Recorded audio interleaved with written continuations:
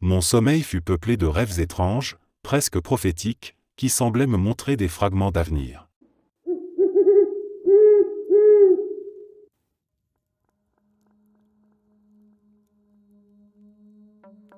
J'étais parti chasser dans la forêt avec mon cousin. Nous étions au beau milieu de nulle part, à plus de 20 km de la moindre route, au deuxième jour de notre randonnée. La nuit était tombée et nous installions le campement quand un cri a traversé le silence. C'était la voix d'une femme. Je sais que les pumas peuvent pousser des cris qui ressemblent à des hurlements humains, mais là ce n'était pas ça. La voix formait des phrases claires, déchirantes, à l'aide. « S'il vous plaît, aidez-moi », puis des cris d'horreur qui faisaient dresser les poils sur la nuque. Dans cette obscurité profonde, au cœur d'une forêt dense et hostile, ces appels résonnaient comme une condamnation. Nous étions tous deux dans les forces de l'ordre à l'époque, et notre instinct nous poussait à intervenir. Nous avons donc pris nos armes et nos lampes et nous sommes dirigés vers la source des appels. Mais plus nous avancions, plus la voix semblait s'éloigner. Nous crions « Ne bougez pas ! Restez où vous êtes !» Mais la femme répétait inlassablement les mêmes mots, comme une boucle désespérée. Nous avons progressé une dizaine de minutes dans les bois épais, laissant derrière nous des bâtons lumineux pour retrouver notre chemin. Puis, soudain, la voix s'est rapprochée. Elle résonnait tout près. Nous nous sommes figés en découvrant qu'elle provenait d'un ancien puits de mine abandonné, béant dans l'obscurité. Tout en moi refusait d'approcher de cet endroit, mais mon cousin a insisté. Nous nous sommes avancés jusqu'à l'entrée et avons allumé nos lampes fixées sur les fusils. Ce que nous avons vu m'est resté gravé à jamais, deux yeux pâles, d'un blanc livide, qui reflétaient la lumière et reculaient lentement dans les profondeurs du tunnel. Puis plus rien. Le silence absolu. Plus d'appel à l'aide. Plus de bruit. La forêt entière semblait retenir son souffle. Pris de panique, j'ai déclenché mon dispositif d'urgence Garmin pour alerter les secours aériens. 2 heures plus tard, l'équipe de recherche et de sauvetage est arrivée. Ils sont descendus dans la mine avec leur équipement et ont confirmé qu'elle était sans issue. Aucune trace de vie, pas de sang, pas de vêtements, rien. Comme si nous avions tout inventé. Nous leur avons expliqué en détail ce que nous avions vu et entendu. Un des membres de l'équipage, un homme visiblement marqué par ce lieu, nous a simplement dit « Vous n'êtes pas les premiers à rapporter ce genre de choses ici ». Ces mots ont résonné en moi plus fort que tout le reste.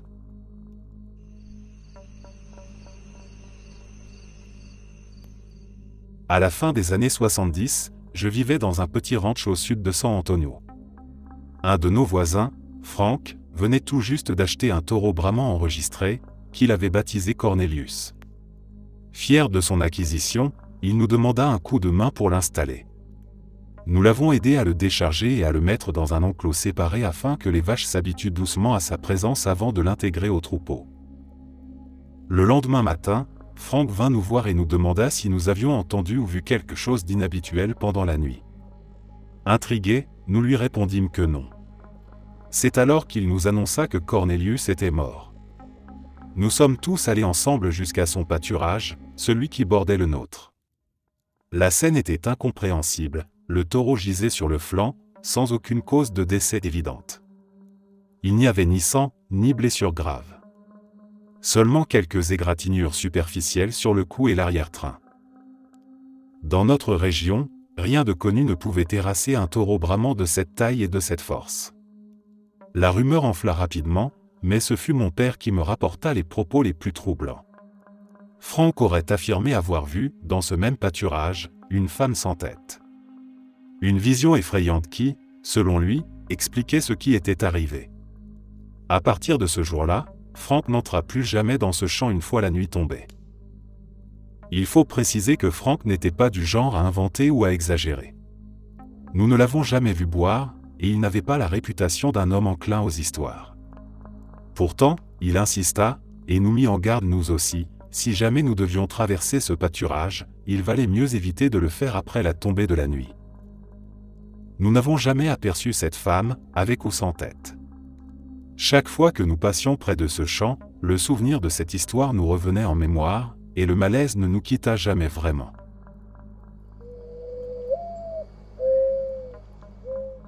La nuit la plus terrifiante de ma vie a été celle où mon mari et moi sommes partis camper hors saison et où nous avons été pratiquement traqués par un psychopathe.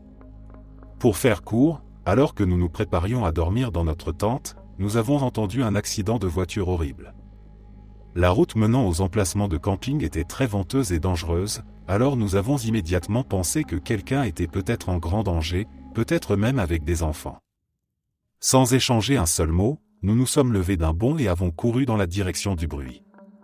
Nous sommes arrivés presque en même temps que la police, avons donné nos coordonnées au cas où elles seraient utiles, puis sommes repartis vers notre campement. J'étais assez enceinte à l'époque et, après avoir couru et avec l'adrénaline, j'avais vraiment besoin d'aller aux toilettes. Nous avons décidé de nous arrêter au seul bloc sanitaire ouvert, situé un peu plus loin que notre emplacement et plongé dans une obscurité totale puisqu'il n'y avait pas d'autres campeurs pour éclairer les environs. Après avoir utilisé les toilettes, je ressortais pour rejoindre mon mari quand j'ai remarqué derrière lui une lampe torche qui rebondissait frénétiquement, portée par quelqu'un qui courait en direction du bâtiment. En riant, j'ai fait la remarque que ce type devait vraiment avoir une envie pressante, mais ce moment léger n'a duré qu'une seconde. L'homme s'est arrêté net devant nous et a murmuré d'une voix presque inaudible « Wow, vous êtes rapide », avant de sourire d'une manière terriblement inquiétante. J'ai senti mon estomac se nouer, mon cœur battre dans mes oreilles, la nausée monter et des frissons me parcourir. Mon mari, lui, ne semblait pas inquiet et expliqua que nous avions eu peur à cause de l'accident. L'homme continua à parler comme s'il discutait de la pluie et du beau temps, disant qu'il avait l'habitude de ce genre de choses, puis demanda si nous repartions le lendemain. J'ai presque crié en lui demandant de quoi il parlait. Il haussa les épaules en expliquant qu'il voyageait beaucoup et campait souvent. À ce moment-là, j'avais déjà commencé à reculer. Mon mari commença seulement à remarquer que quelque chose clochait. J'ai alors inventé un mensonge en disant que nous devions retourner à notre tente parce que la police allait venir recueillir nos témoignages. Ce n'était absolument pas vrai, mais c'est sorti de ma bouche sans réfléchir. Mon mari renchérit pour confirmer, mais l'homme ne s'arrêta pas pour autant. Il se mit à avancer en même temps que nous reculions et nous raconta que le matin même il avait vu de belles fleurs en se promenant, mais qu'un grognement profond l'avait effrayé. Il conclut son récit troublant en disant qu'on ne sait jamais quel jour sera le dernier. C'est à ce moment-là que j'ai réalisé qu'il jouait sans cesse avec ses mains dans la poche de son sweat parce qu'il cachait un couteau. J'ai hurlé, cours, et, sans hésiter, mon mari m'a saisi la main et nous nous sommes mis à fuir pour sauver nos vies. Pendant les premières secondes de course, il m'a demandé ce qui se passait et j'ai crié en sanglotant « Les fleurs ne grognent pas ». L'homme n'avait jamais cessé de pointer sa lampe sur nous, la tenant dans une main proche de la poche où était le couteau. Nous avons donc compris qu'il nous poursuivait quand le faisceau s'est mis à trembler et à nous balayer de haut en bas. Je n'oublierai jamais la vision de nos ombres qui s'agrandissaient puis rapetissaient au rythme de ces mouvements. Quand je me suis retourné, je l'ai vu derrière nous avec le même sourire qu'au début, et cela m'a glacé de terreur. Il se rapprochait trop vite et nous avons décidé de couper à travers les bois pour lui échapper, au lieu de prendre la route qui aurait pourtant été plus rapide pour rejoindre la zone de l'accident. En regardant derrière nous, nous l'avons vu pour la dernière fois, arrêté juste au bord de cette route. Nous avons compris qu'il s'attendait à ce que nous l'empruntions et qu'il avait l'air déçu que nous ayons choisi le chemin plus long. Nous n'avons plus revu sa lampe ensuite. La police n'a pas réussi à le retrouver malgré notre signalement. Des années plus tard, après d'innombrables appels restés sans réponse, j'ai décidé de partager notre histoire sur TikTok. La vidéo est devenue virale en une nuit et dès le lendemain, quelqu'un de la région m'a envoyé un article de presse. Cet homme avait été retrouvé et, 2 semaines après notre rencontre, il avait tué dans un autre camping non loin du nôtre. Il avait attaqué un couple, poignardant l'homme qui est mort sur le coup, et blessant la femme qui a survécu seulement parce qu'elle avait fait semblant d'être morte. Apprendre cela m'a complètement bouleversé. Je ne peux même pas décrire les émotions contradictoires entre le soulagement qu'il ait été retrouvé et la douleur, la culpabilité de survivante en sachant qu'il avait quand même réussi à tuer. Cela a changé ma vie. Je ne pourrai plus jamais profiter du camping alors que nous adorions ça. À tous ceux qui liront cette histoire jusqu'au bout, s'il vous plaît, protégez-vous toujours quand vous partez camper ou randonner. Les meurtres liés à ces activités sont bien plus fréquents qu'on ne l'imagine. Si vous cherchez les affaires non résolues liées au camping, vous serez stupéfait de voir à quel point c'est courant.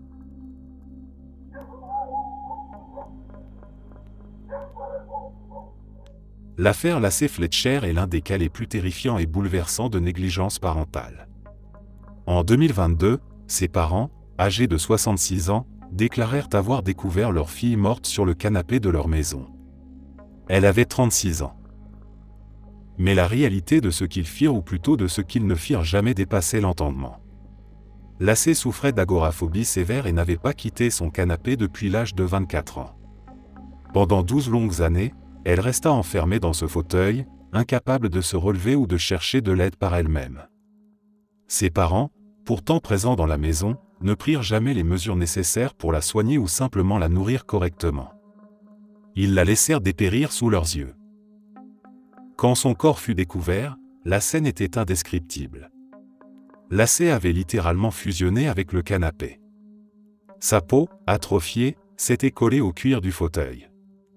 Elle était recouverte d'excréments, rongée par les insectes qui s'attaquaient à elle alors qu'elle était encore en vie. Des analyses révélèrent qu'elle avait tenté de survivre en mangeant ses propres déjections ainsi que la mousse du canapé. Mais enfermée dans son immobilité et abandonnée à elle-même, elle ne pouvait rien faire de plus. Sa mort ne fut pas le résultat d'une maladie soudaine ni d'un accident, mais bien d'une négligence prolongée, infligée par ceux qui auraient dû la protéger. Pendant plus d'une décennie, ses parents refusèrent de l'aider, de l'hospitaliser, ou même de lui donner les soins les plus élémentaires. C'est cette absence totale de soutien qui finit par la tuer. Lacey Fletcher est morte à cause de la cruauté passive de ses propres parents, dans des souffrances inimaginables. Son histoire reste une illustration glaçante de ce que peut provoquer l'abandon, non pas par des étrangers, mais par ceux qui devraient incarner la sécurité et l'amour.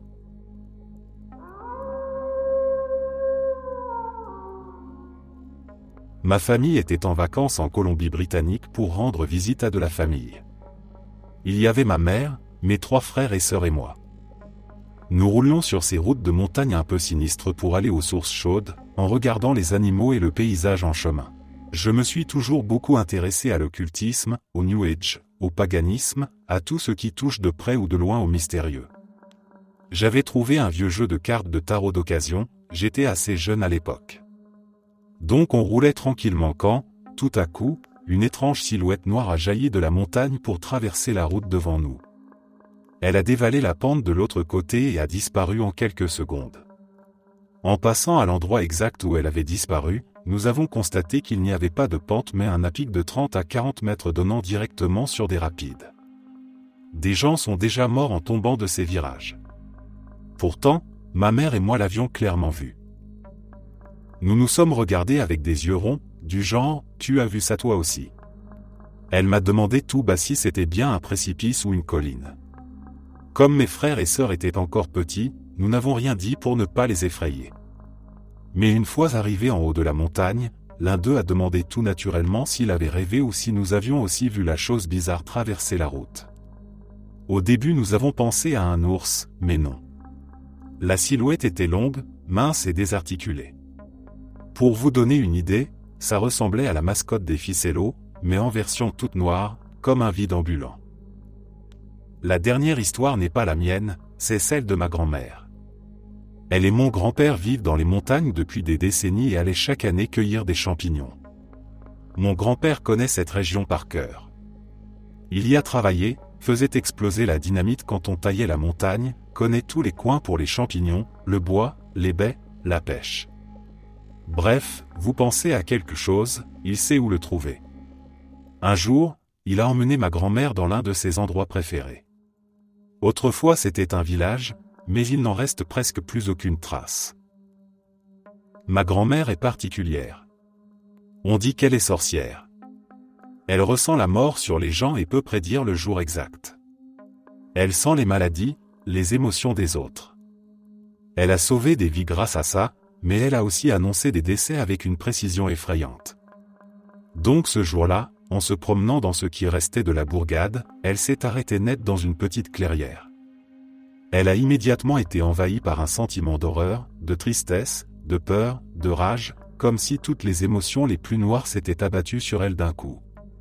Cela la rendait physiquement malade et lui donnait la certitude qu'un malheur pesait sur cet endroit. Elle a dit à mon grand-père qu'elle voulait partir, qu'elle détestait cet endroit sans savoir pourquoi. Lui a tenté de la rassurer en expliquant qu'il y avait non loin de là des tombes d'enfants morts de la scarlatine et qu'elle devait sûrement ressentir leur présence. Mais elle a insisté et l'a convaincue de rentrer. Une fois revenue en ville, elle a interrogé des historiens locaux. L'un d'eux a immédiatement su de quel lieu elle parlait. Il a décrit la clairière avec précision et lui a raconté son histoire. Autrefois, une prostituée vivait là, très aimée de tous. Elle achetait les fleurs aux petites filles du village pour qu'elles puissent rentrer plus tôt et aider leur famille.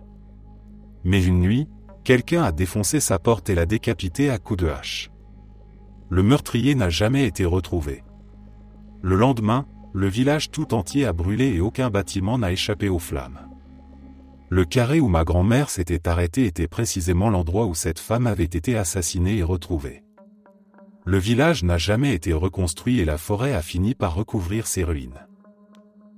Nous avons vu un jour les tombes des enfants. C'était bouleversant, un immense chagrin planait, mais en même temps c'était un lieu magnifique pour leur dernier repos.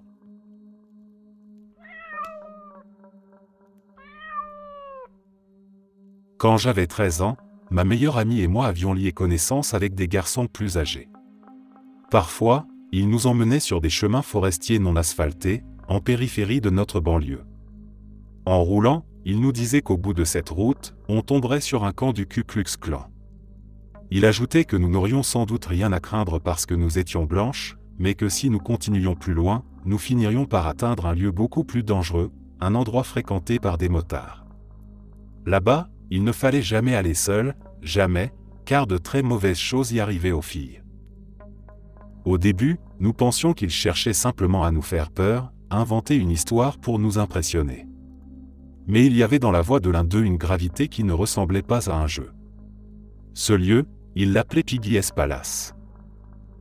30 ans plus tard, j'ai compris que ce n'était pas une légende. Cet endroit était en réalité lié à l'une des affaires criminelles les plus sordides du Canada. C'est là qu'un tueur en série, Robert Pickton, séquestrait des femmes, les torturait et finissait par les donner en pâture au port de sa ferme. Pendant des années, il a ramené des femmes du centre-ville de Vancouver, souvent vulnérables, dépendantes ou isolées, pour les livrer à ce cauchemar. Pickton n'agissait pas toujours seul. Il avait des frères, une famille, et beaucoup pensent encore qu'il a servi de bouc émissaire pour couvrir des complicités plus larges. Mais ce qui est certain, c'est qu'il prenait plaisir à s'acharner sur celles qui restaient derrière, droguées, inconscientes, abandonnées aux mains de prédateurs. Ce qui, autrefois, ressemblait à une simple histoire effrayante racontée par des adolescents en voiture s'est révélé être une vérité monstrueuse. Et avec le recul, ce souvenir d'enfance prend une dimension glaciale, comme si nous avions été mis en garde sans même le savoir.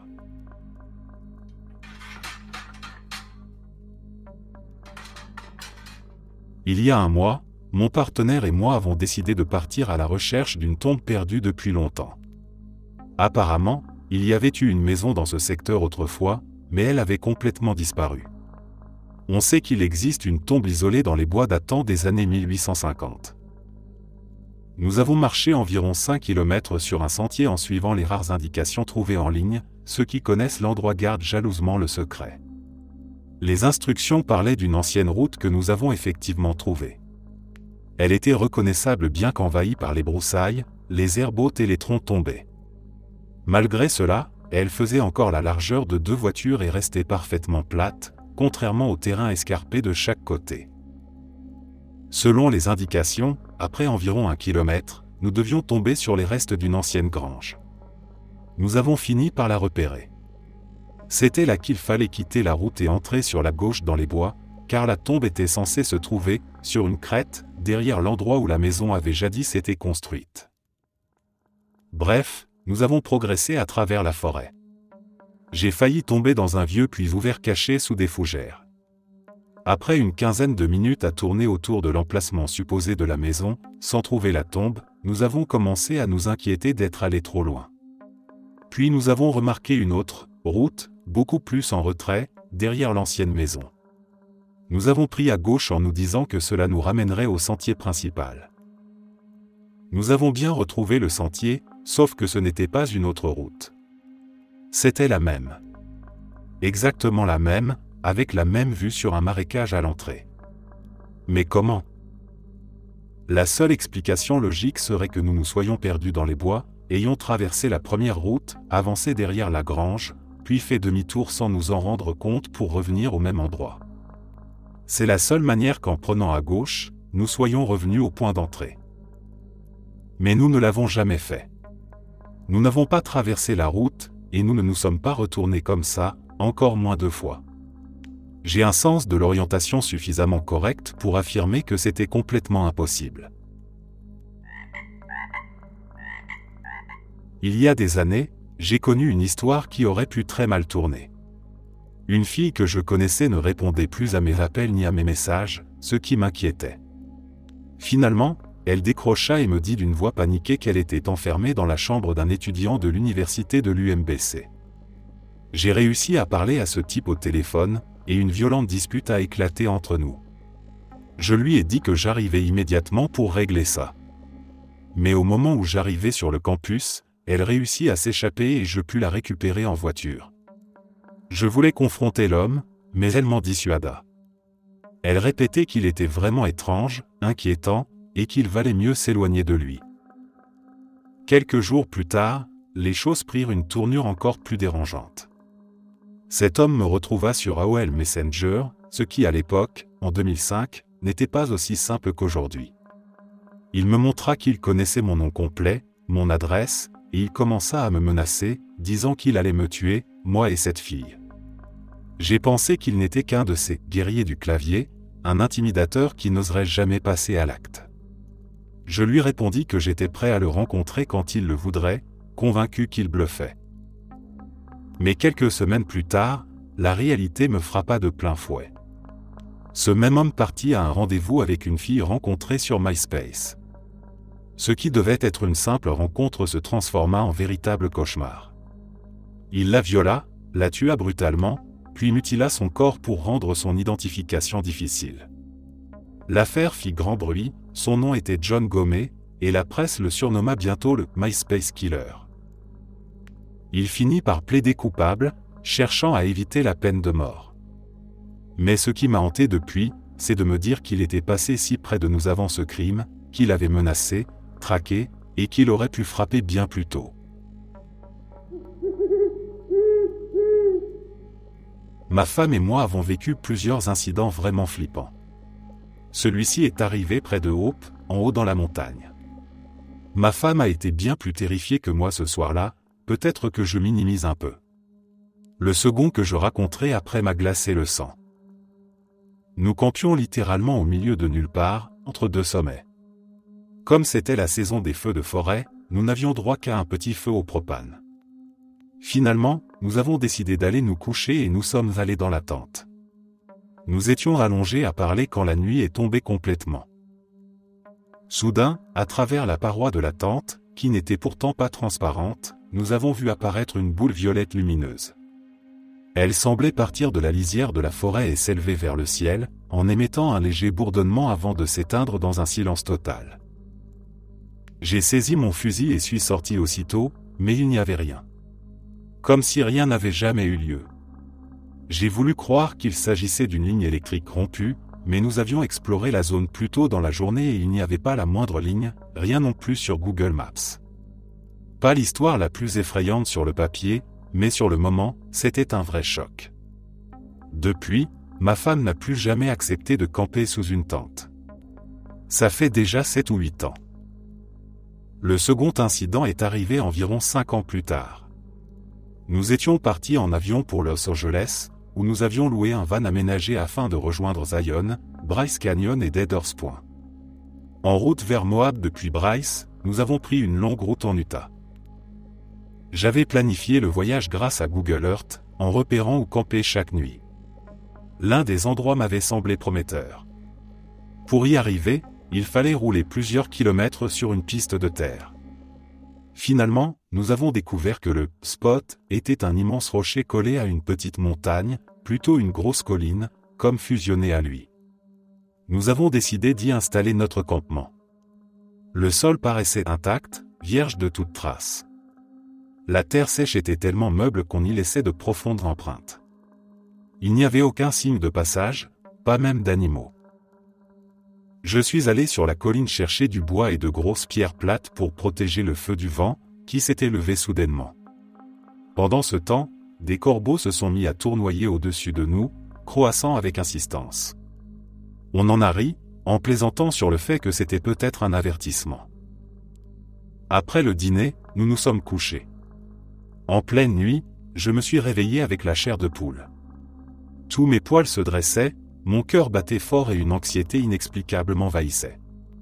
J'avais la sensation très claire que quelque chose ou quelqu'un se trouvait juste dehors, à quelques mètres du van.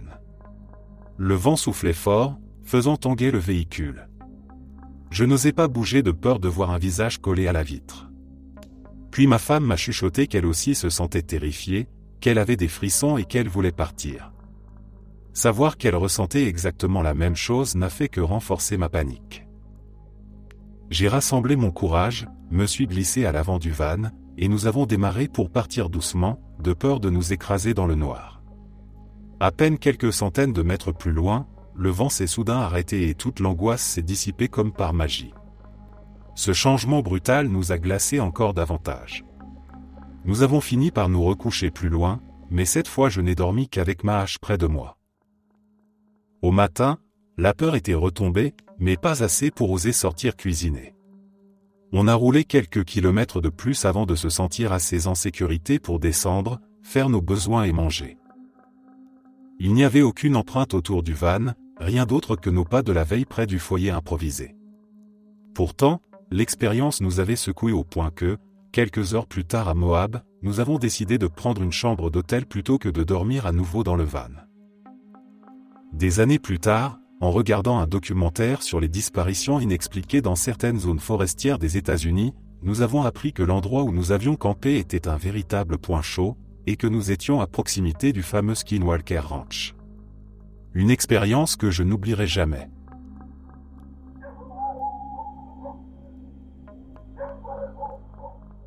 Pendant plusieurs jours, des événements étranges se produisirent dans une ferme isolée. Dans la neige, on découvrait des empreintes de pas qui menaient jusqu'à la maison, mais aucune trace n'indiquait que la personne était repartie. À l'intérieur, des bruits inquiétants se faisaient entendre, au point que la domestique de la famille finit par démissionner brutalement, convaincue que l'endroit était hanté. Cette décision allait, sans qu'elle le sache, lui sauver la vie. La famille engagea une nouvelle servante, mais dès sa première nuit de travail, l'horreur se déchaîna. Un homme, que l'on croit avoir vécu caché dans le grenier de la maison pendant plusieurs jours, sortit de sa cachette. Il descendit dans les pièces principales et s'attaqua méthodiquement aux habitants, qu'il emmena dans une dépendance. Là, il les massacra un par un. Certains survécurent un moment, contraints d'assister impuissants à la mort de leurs proches avant de succomber à leur tour. Lorsque les corps furent découverts, la scène a choqué les enquêteurs. L'une des plus jeunes filles de la famille avait arraché des touffes de ses propres cheveux en mourant, terrifiée au point que son corps n'avait plus su comment réagir autrement. C'était le témoignage silencieux et insoutenable de la terreur qu'ils avaient vécue. L'assassin, quant à lui, ne quitta pas immédiatement les lieux. Après le massacre, il resta plusieurs jours dans la ferme comme s'il en était le maître, dormant dans les lits encore imprégnés de la présence des victimes, mangeant leur nourriture, et allant même s'occuper des animaux. Puis, un jour, il disparut aussi mystérieusement qu'il était apparu, peu de temps avant que les cadavres ne soient découverts. Jamais il ne fut retrouvé. L'affaire demeure l'une des plus macabres et inexpliquées de l'histoire criminelle, une énigme où l'horreur et le mystère s'entremêlent encore aujourd'hui.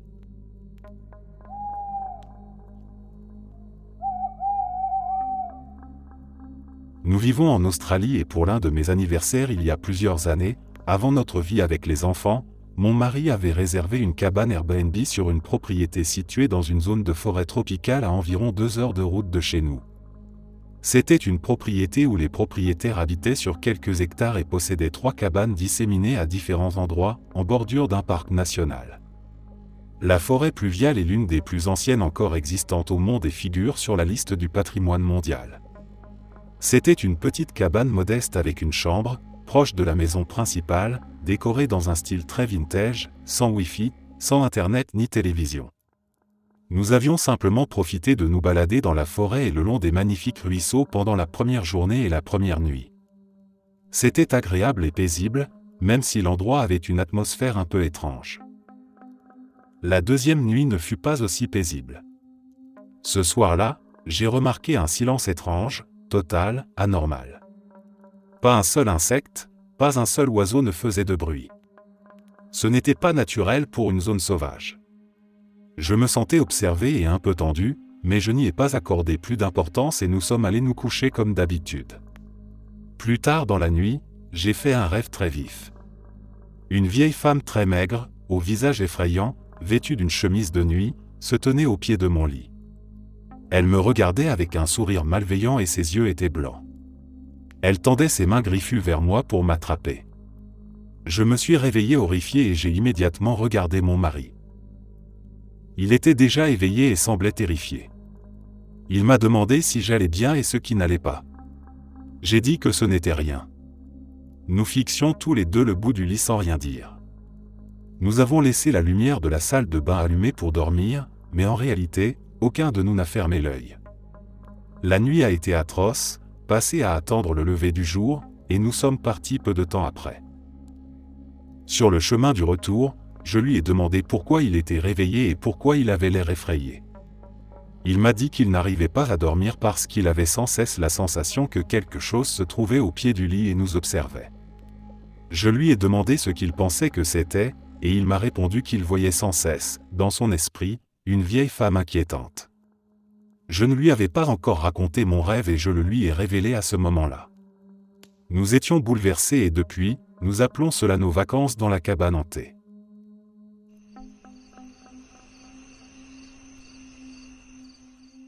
La mort d'Hisashi Ushi est l'une des histoires les plus tragiques liées au nucléaire. Cet homme travaillait dans une centrale au Japon, dans des conditions loin d'être sûres.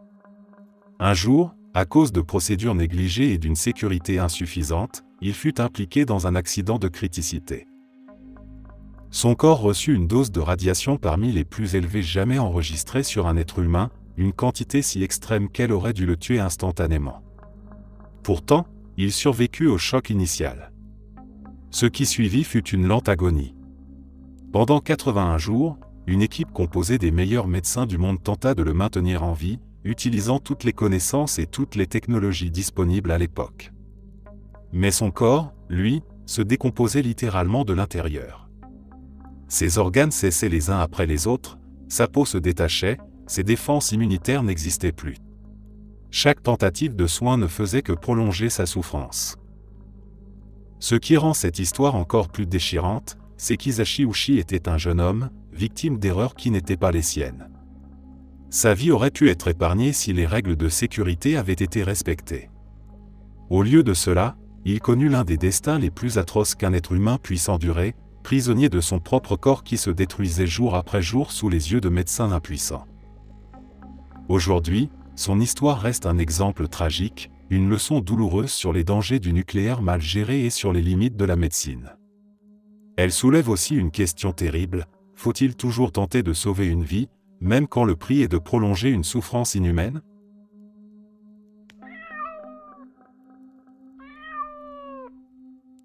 Je fais beaucoup de camping et de randonnée dans l'ouest des États-Unis. Curieusement, ma seule expérience paranormale en pleine nature s'est produite dans ma propre ville. J'habite près de la plage, dans une ville située à l'extrémité d'une grande baie, séparée de l'océan par une bande de dunes d'environ 8 km de long. Tout au fond de cette baie se trouve une forêt d'eucalyptus, et juste au nord de cette forêt se dresse un eucalyptus immense, isolé. Ses branches descendent jusqu'au sol et forment une sorte de demi-dôme autour de sa base. C'est un endroit populaire où les adolescents allument un feu, campent et s'adonnent à leurs petites activités interdites. Les jeunes du coin l'appellent « l'arbre fantôme », probablement pour des raisons qui vont devenir évidentes. Une nuit, mes amis et moi étions là-bas, autour d'un petit feu, à discuter et à rire, suffisamment loin de la ville pour ne déranger personne. Pendant un moment de silence, nous avons tous entendu, très distinctement, une voix d'enfant qui appelait « Bonjour ». Tout le monde s'est figé. La voix s'est fait entendre à nouveau « Bonjour ». Mon ami s'est levé brusquement et a fixé un buisson à une dizaine de mètres de nous pendant quelques secondes, avant de partir en courant vers la forêt principale et le sentier. Nous avons pris juste assez de temps pour éteindre le feu avant de nous enfuir à sa suite.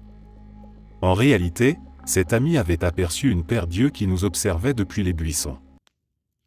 Il y a un quartier résidentiel qui borde ces bois, et je connais une femme qui vivait dans l'une des maisons dont les fenêtres donnaient directement sur la forêt. Quelle que soit cette chose qui se cache là-bas et qui imite la voix d'une petite fille, tous ceux qui vivent à proximité l'ont déjà vue ou entendue. Ils ressentent tous une présence ouvertement hostile. Depuis ce soir-là, je n'y retourne plus jamais après le coucher du soleil.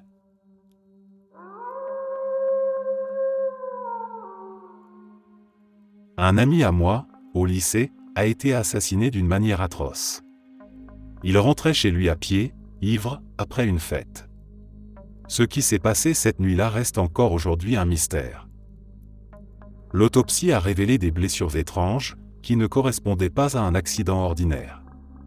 Le médecin légiste a conclu qu'il avait été écrasé volontairement par une voiture avançant très lentement, à moins de 15 km/h.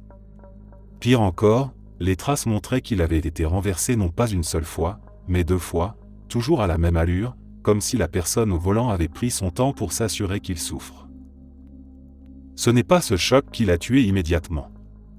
Mon ami a réussi à ramper sur le bas-côté, et il est resté là, seul dans la nuit, probablement pendant des heures, luttant dans une douleur inimaginable avant de succomber.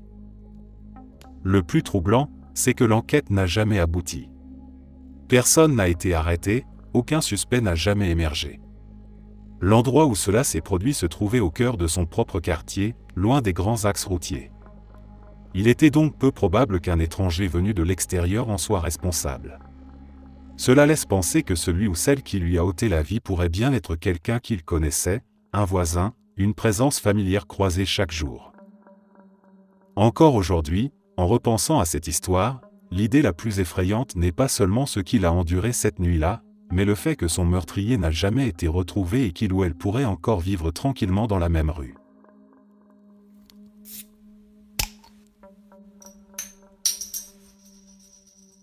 C'était il y a environ 5 ans, avant le Covid. Ma famille était en vacances en Italie.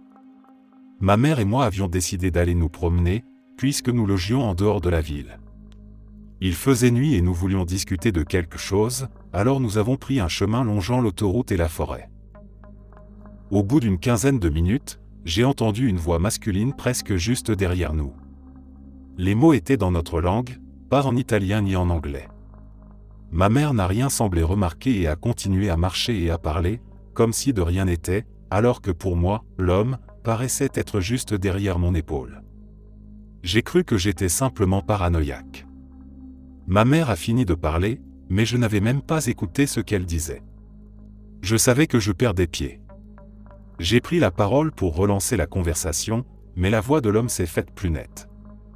Elle disait « N'allez pas là-bas, je suis ici, aide-moi et faisons demi-tour. » Je n'ai pas cessé de parler, essayant presque d'étouffer la voix que j'entendais. Ma mère a pris ma main, nous avons traversé la route et sommes revenus sur nos pas. En entrant dans l'appartement où nous logions, elle m'a presque poussé à l'intérieur avant de fermer la porte à clé. 1 heure plus tard, alors que nous nettoyions la cuisine, je lui ai confié que j'avais entendu une voix d'homme derrière moi pendant la marche. Elle n'a pas paru troublée et n'a rien dit. 5 secondes de silence, puis elle s'est tournée vers moi, m'a embrassé le front et a murmuré « Bonne nuit, ça va maintenant ». Je n'ai pas pu dormir cette nuit-là. Je savais qu'elle savait. Quelques années plus tard, nous avons reparlé de cette histoire et elle m'a avoué qu'elle avait entendu la voix elle aussi, mais qu'elle ne voulait pas me faire paniquer.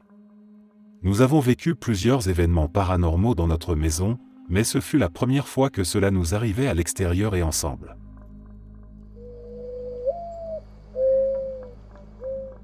La vallée des hommes sans tête, dans la Nahanni Valley au Canada, est l'un de ces lieux reculés qui semblent faits pour nourrir les légendes.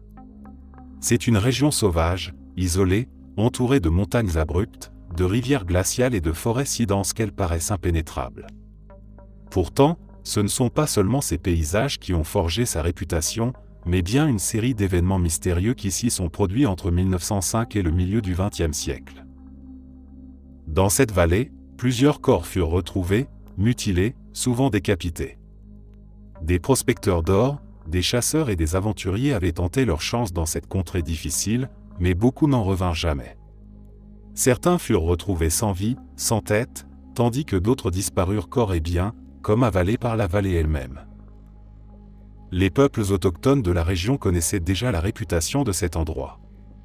Ils mettaient en garde les étrangers, répétant que quiconque osait s'aventurer dans cette partie de la vallée n'en revenait jamais. Pour eux, il ne s'agissait pas seulement d'un lieu dangereux par sa nature sauvage, mais d'un endroit habité par une présence sombre, un territoire maudit qu'il valait mieux éviter à tout prix. Malgré ces avertissements, la promesse de richesse attira de nombreux chercheurs d'or et aventuriers. Leurs récits, ou plutôt leur absence de récits, renforcèrent encore la légende de la vallée des hommes sans tête. Aujourd'hui encore, cette histoire fascine autant qu'elle inquiète.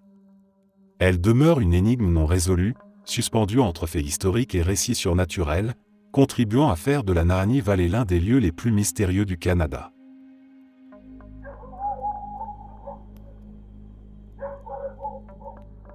J'étais en camping avec 2 amis dans un endroit sur la rivière McLeod appelé Adina.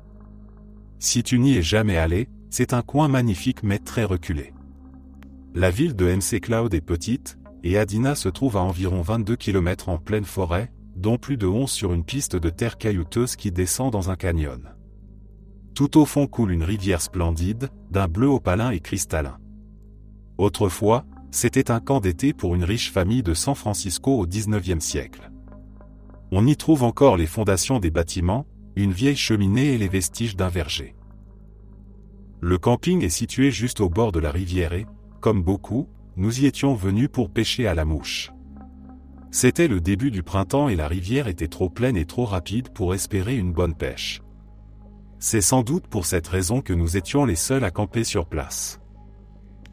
Le premier jour, après avoir tenté ma chance sans succès, mon ami et sa femme sont allés faire une sieste dans leur caravane. J'ai décidé de remonter un peu la rivière pour chercher un coin plus calme, où l'eau s'élargirait peut-être et deviendrait plus praticable. Je suis passé à travers les ruines, puis le verger, avant de trouver un sentier. J'ai pêché en vain pendant 3 quarts d'heure, puis la pluie a commencé à tomber légèrement. J'ai rangé mon matériel et pris le chemin du retour. Au moment où je sortais du sentier pour revenir vers le verger, il y avait une arche de végétation assez basse. En me baissant pour passer, j'ai entendu juste au-dessus de ma tête, à moins de 3 mètres, un bruit profond, guttural. Comme un cheval soufflant bruyamment par les naseaux. Le son venait d'un gros animal, tout proche, mais je ne voyais rien à cause de la végétation dense. Un froid glacial m'a parcouru le corps et j'ai rapidement quitté le couvert touffu pour retrouver l'espace plus ouvert du verger. Là, je me suis figé. Plus un bruit. Rien à voir non plus dans les buissons. Je m'en suis voulu de porter mon arme de poing dans mon sac au lieu de l'avoir à la ceinture. Lentement, j'ai retiré mon sac, l'ai posé au sol et ai sorti mon arme. J'ai enfilé l'étui d'épaule et remis mon sac aussi calmement que possible, tout en écoutant le moindre son. Mais il n'y avait toujours rien. Le verger faisait à peu près la taille d'un terrain de football. Le côté d'où venait le bruit était couvert de ronces épaisses. Devant moi, l'espace était dégagé mais je savais que derrière ces buissons se cachait quelque chose d'énorme. Je me suis mis en marche vers le campement.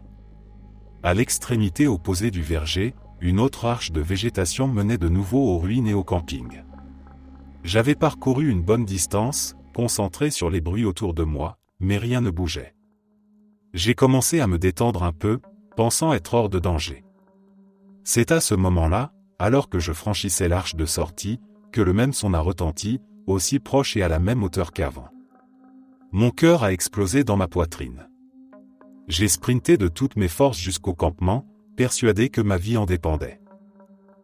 Le soir, nous sommes quand même restés sur place. Alors que nous préparions le repas, un cerf est apparu.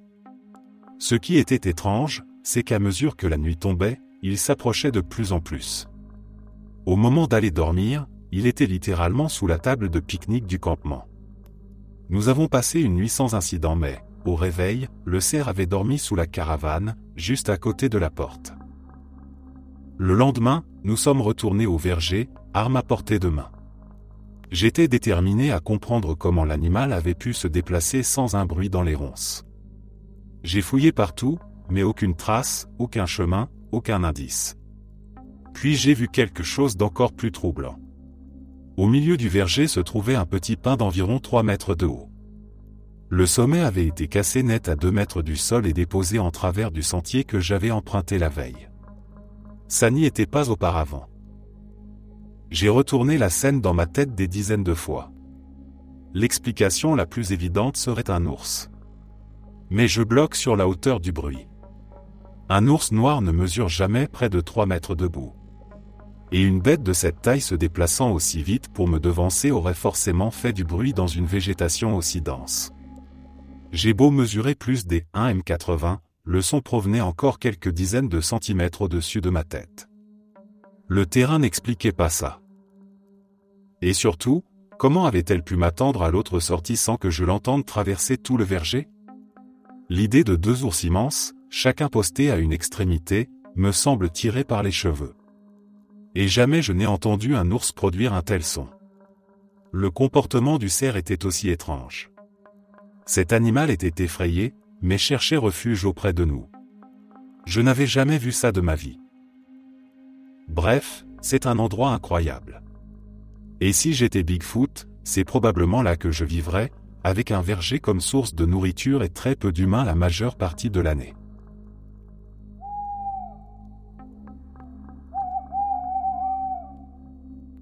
J'ai travaillé dans la protection de l'enfance, et ce que j'y ai vu m'a marqué à jamais. Il existe des personnes qui vivent parmi nous et qui, malgré leur apparence parfaitement humaine, semblent vides à l'intérieur. Elles n'ont aucune empathie, aucun lien véritable avec les autres, comme si elles n'avaient pas d'âme. Ce qui les anime, au plus profond d'elles-mêmes, c'est un désir de faire du mal, de blesser, de torturer et de détruire des enfants. Ces individus ne sont pas forcément bruyants ni spectaculaires. Au contraire, ils savent se cacher derrière des sourires et des comportements sociaux acceptables. Ils sont intelligents, calculateurs, et ils attendent toujours le moment opportun, celui où ils pensent pouvoir frapper sans être découverts. C'est cette patience glaciale qui les rend encore plus effrayants. Aujourd'hui encore, en écrivant ces mots, je regarde l'arbre généalogique d'une jeune fille dont l'histoire est bouleversante. Son propre père était aussi son grand-père. Une seule phrase suffit à comprendre l'horreur et la souffrance que cela implique. Ces réalités existent, elles ne relèvent pas d'un cauchemar imaginaire, mais bien de ce que des enfants innocents subissent en silence. C'est dans ces moments que l'on réalise que le mal ne prend pas toujours des formes lointaines ou spectaculaires. Parfois, il se cache dans les familles, dans les maisons, dans le quotidien que l'on croit ordinaire. Et c'est ce qui rend ces histoires si insupportables, mais aussi si cruciales à raconter. La région des Vermilion Cliffs, dans le nord de l'Arizona, est l'un des endroits les plus reculés des États-Unis. On y accède seulement par quelques pistes de terre, et c'est le genre de lieu où l'on va chercher une véritable solitude. Il arrive parfois de croiser une autre trace de pneus dans le sable, mais c'est rare. C'était à la fin des années 90, au début de l'automne. Il avait plu quelques jours auparavant et il n'y avait aucune trace fraîche sur la piste. Le soleil déclinait quand j'ai gravi une crête escarpée en camionnette. Au sommet, le plateau s'étendait, couvert de pins pignons et de genévriers. J'ai aperçu une petite clairière et décidé que ce serait un bon endroit pour camper. Il restait 20 à 30 minutes de lumière. Je suis descendu du véhicule en me disant que j'allais marcher jusqu'à la crête, à environ 400 mètres, pour profiter de la vue sur la vallée qui plongeait de près de 120 mètres. J'ai emprunté un petit sentier de gibier qui quittait la route pour mener plus directement à la crête. Après quelques minutes de marche, j'ai commencé à entendre un chant, presque une incantation, à peine audible, quelque part devant moi. J'ai continué une vingtaine de secondes et j'ai vu des braises s'élever dans l'air, comme celles d'un feu de camp. Pensant qu'il s'agissait d'un autre campeur, j'ai poursuivi en marchant bruyamment, volontairement, en écrasant des branches mortes pour signaler ma présence et éviter de surprendre qui que ce soit. Cela a duré sur quelques centaines de mètres. Pourtant, je ne me rapprochais jamais des braises flottantes, et le chant ne devenait pas plus fort. Quand je suis arrivé à portée de vue de la crête, j'ai réalisé qu'il n'y avait absolument personne entre moi et la Haxe en grave pic. Rien d'autre que ces braises qui s'élevaient, et ce chant qui continuait. C'en était trop. J'ai fait demi-tour et j'ai presque couru jusqu'à ma camionnette. J'ai roulé une trentaine de minutes dans la direction d'où j'étais venu avant de m'arrêter. Je me suis contenté de dormir à l'arrière sous la coque du pick-up, sans installer de campement. La nuit fut mauvaise, froide. Je me réveillais toutes les demi-heures, et pourtant j'avais toujours le bon équipement. Il ne faisait pas particulièrement froid cette nuit-là. Au lever du jour, je suis sorti du véhicule. À mes pieds, le sol était jonché d'éclats de poterie amérindienne. Je m'étais arrêté pour dormir dans ce qui devait être un ancien site pueblo. Je suis reparti aussitôt, juste quand le soleil franchissait l'horizon. Tout le chemin du retour, jusqu'à la crête que j'avais franchie la veille, je n'ai vu aucune autre trace de pneus que les miennes.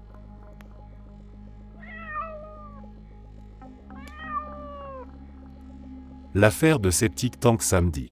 En 1975, un couple de l'Alberta avait besoin d'une pompe pour leur fosse septique.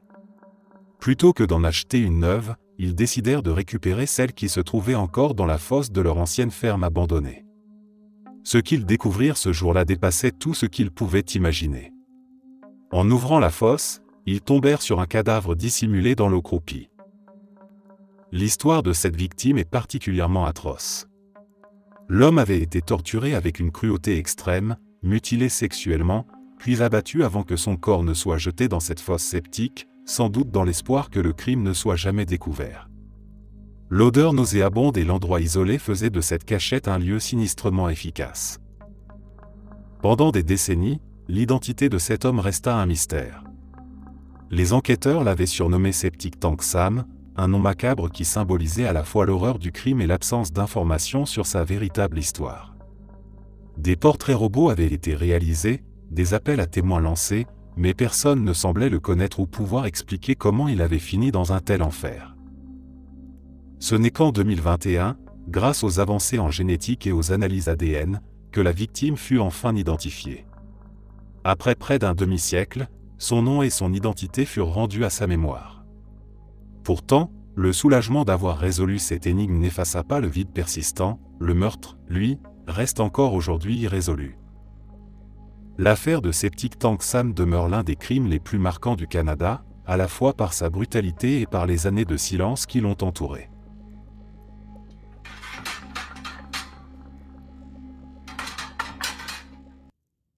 Mes grands-parents sont des immigrés néerlandais en Nouvelle-Zélande, et dans les années 1970 ils avaient une caravane qu'ils emmenaient camper dans une région rurale de l'île du Nord pour un petit voyage en famille.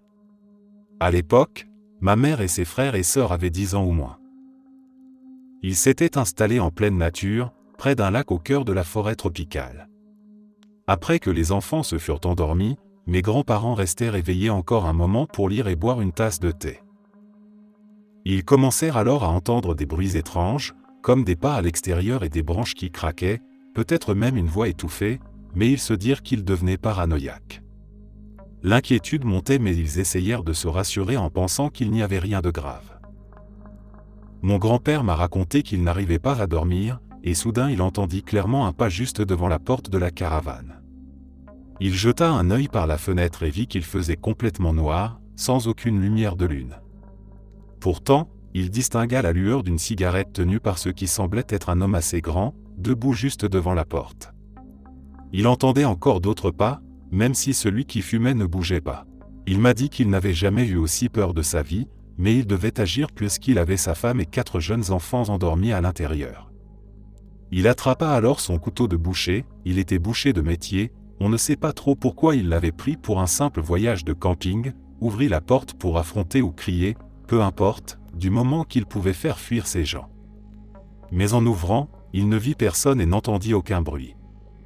Il pensa qu'il devenait fou, jusqu'à ce qu'il aperçoive le mégot de cigarette encore chaud sur le sol devant la porte. Il monta aussitôt dans la voiture, heureusement déjà prête puisqu'il avait prévu de partir tôt le lendemain matin, et il conduisit toute la famille ailleurs pour trouver un endroit près d'une ville où passer la nuit. Cette histoire me donne toujours la chair de poule chaque fois que j'y pense.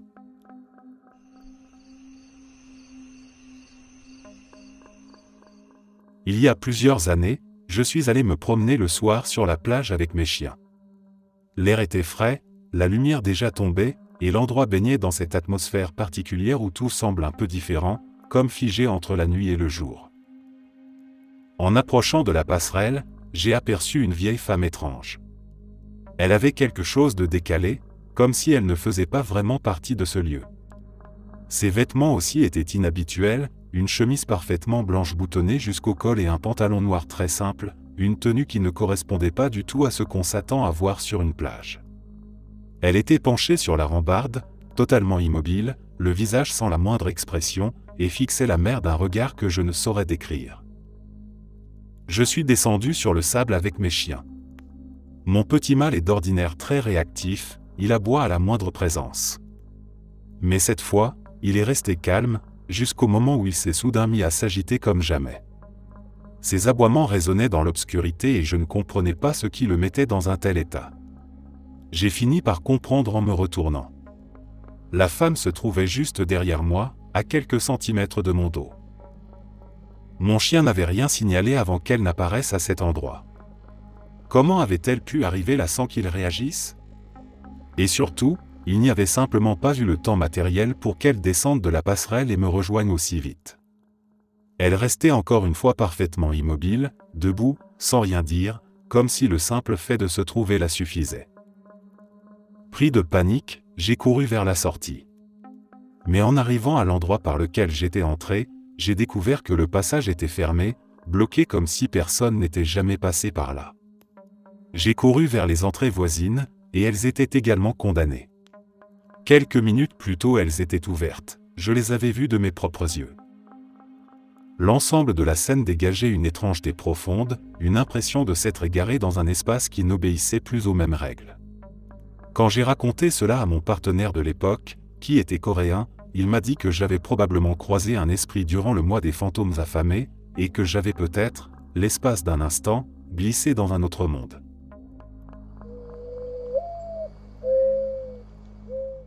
J'avais 16 ans à l'époque et je venais tout juste d'obtenir mon permis. J'avais une amie au lycée, une fille que beaucoup considéraient comme obsédée par les garçons, mais à ma grande déception, elle n'était pas intéressée par moi. C'était la fille populaire et jolie, attirée par les sportifs, et moi j'étais le plus nerd de la classe. Pourtant nous étions très proches et elle me confiait souvent ses problèmes avant d'effacer nos messages, surtout parce que les garçons qu'elle fréquentait étaient très possessifs. En plein cœur de la nuit, en hiver, j'ai reçu un appel d'elle. C'était très inhabituel. Déjà le fait qu'elle m'appelle, mais aussi parce que c'était un soir d'école et qu'il était très tard. Sa voix tremblait, à peine un murmure, et elle m'a demandé de venir la chercher. J'ai tout de suite compris que quelque chose n'allait pas, mais elle a dû raccrocher après m'avoir donné une adresse. C'était avant le GPS et j'avais à peine appris à aller jusqu'au lycée, mais j'ai imprimé un itinéraire MapQuest jusqu'à la maison de son petit ami, dans une autre ville. Elle m'avait demandé de lui apporter des vêtements, une chemise, des sous-vêtements et un jogging. J'ai poussé ma voiture pour la faire sortir de l'allée sans bruit et j'ai roulé seulement une fois sûr que mes parents ne pouvaient plus m'entendre. Quand je suis arrivé à la maison, elle est sortie en essayant de faire le moins de bruit possible. Elle était nue. Son maquillage était étalé par les larmes. Ses cheveux emmêlés. Elle est montée dans la voiture, m'a dit de démarrer, et a mis les vêtements. Je lui ai demandé ce qui s'était passé et tout ce qu'elle a réussi à dire, sans s'effondrer, c'est qu'elle était allée à l'anniversaire de son copain et qu'elle s'était réveillée dans cet état, sans aucun souvenir. Elle s'était retrouvée au milieu de la pièce avec lui et tous ses amis, eux aussi nus. Je l'ai raccompagnée chez elle et je suis rentré en douce à la maison 2 heures avant de devoir me lever pour l'école. Nous n'en avons plus jamais parlé. Je n'y pensais pas beaucoup à l'époque mais 17 ans plus tard, avec mes propres enfants et une fille qui est la lumière de ma vie, je ne peux plus raconter cette histoire sans pleurer. Aujourd'hui, elle est mariée depuis une dizaine d'années à un homme qui semble bien et elle a des enfants. Nous ne nous parlons plus, mais je jette encore un coup d'œil à son profil Facebook de temps en temps et j'espère qu'elle va bien.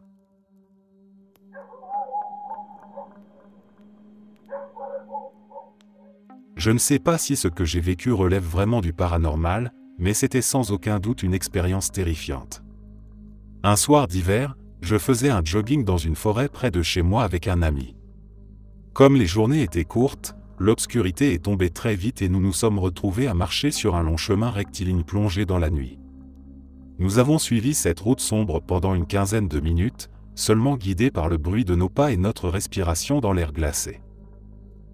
C'est alors que nous avons aperçu une silhouette immobile au loin. Au début, nous ne parvenions pas à distinguer si c'était un homme ou un animal, la distance et l'obscurité brouillaient tout. Mais en avançant, les contours se sont précisés, c'était un homme accompagné d'un chien. Rien d'inhabituel en apparence, et pourtant, très vite quelque chose apparut anormal. L'homme se tenait parfaitement immobile, et son chien, lui aussi, semblait figé, ne bougeant presque pas. Lorsque nous nous sommes rapprochés, l'homme a tourné la tête vers nous. Il n'a pas parlé, il n'a pas fait un geste, il s'est contenté de nous regarder fixement et de sourire.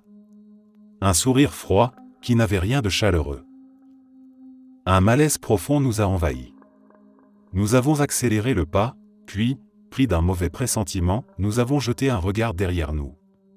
L'homme n'avait pas bougé, il continuait à nous observer, toujours immobile, son chien figé à ses côtés comme s'il obéissait à une consigne invisible.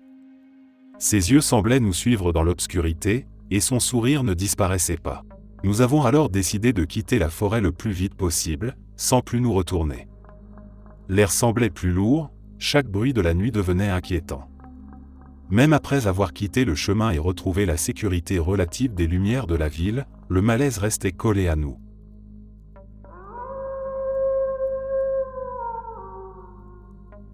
Mon ex et moi marchions le long du ruisseau qui traverse notre propriété.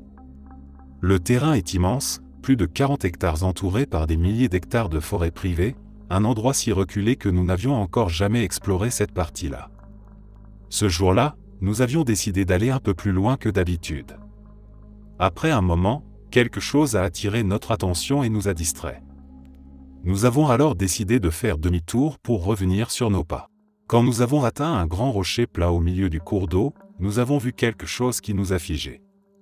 Il y avait des tas d'oignons sauvages fraîchement cueillis, lavés et soigneusement empilés. Il y en avait l'équivalent de 2 sacs pleins de courses. Pourtant, 10 minutes plus tôt, cet endroit était totalement vide. Nous nous sommes regardés sans rien dire, puis nous avons observé autour de nous en silence. L'air était étrangement lourd, comme si la forêt entière retenait son souffle. Sans attendre davantage, nous avons pris peur et nous sommes mis à courir jusqu'à la maison. Ce n'était pas la première fois que ce coin suscitait des soupçons.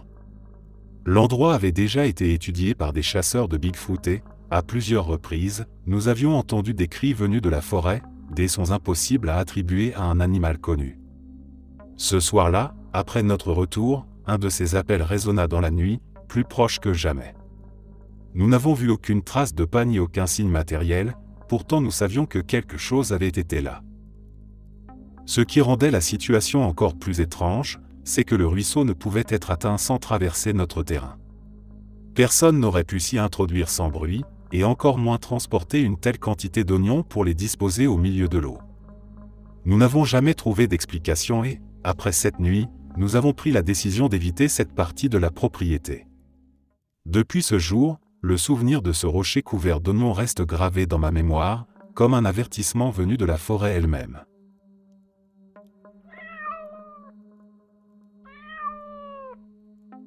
Un jour, 2 amis et moi avons marché dans une sorte de petit espace boisé en forme de poche, fermé de tous côtés sauf par une seule entrée. À l'intérieur, nous avons découvert un jeune orignal. Le voir là, seul et vulnérable, aurait pu sembler attendrissant, mais nous avons immédiatement compris le danger. La mère n'était sûrement pas loin, et se retrouver coincée dans cet endroit sans échappatoire lorsqu'elle reviendrait aurait été une très mauvaise idée. Sans réfléchir, nous avons pris nos jambes à notre cou et nous avons quitté la zone aussi vite que possible, le cœur battant et les nerfs en alerte. Quelques mois plus tard, en plein hiver, j'ai vécu une expérience bien plus étrange. Je me promenais dans les bois, au cœur de la nuit, avec sur moi un bouclier de style viking et une hache. Oui, cela peut paraître absurde, mais à ce moment-là j'étais dans une période sombre de ma vie, et je cherchais presque à provoquer le destin. La neige montait jusqu'aux cuisses par endroits et chaque pas demandait un effort immense. La forêt était glaciale et silencieuse, seulement troublée par le craquement de la neige sous mes bottes. Alors que je traversais une grande clairière, un bruit a attiré mon attention. Quelque chose bougeait dans la lisière des arbres. Le son ne ressemblait pas au pas léger d'un cerf ni au mouvement familier d'un animal de la région. C'était plus lourd, plus calculé, comme si quelque chose observait mes déplacements. Puis, soudain, une branche est tombée d'un grand pin situé à une 50aine de mètres, brisé depuis une hauteur impressionnante. Intrigué et animé par un mélange de peur et de défi, je me suis dirigé vers cet endroit en criant, appelant ceux qui se cachaient à se montrer et à me combattre. Chaque fois que j'avançais, le bruit se déplaçait à nouveau, toujours hors de vue, comme si la chose me guidait plus profondément entre les arbres sans jamais se révéler. Je me suis obstiné un moment, avançant dans la neige lourde, ma respiration formant des nuages dans l'air gelé, mais peu à peu l'épuisement s'est installé. Une sensation d'embuscade grandissait en moi, comme si quelque chose attendait que je sois trop fatigué pour réagir. Finalement, j'ai décidé d'arrêter cette étrange chasse et je suis rentré, glacé et troublé par ce que j'avais vécu.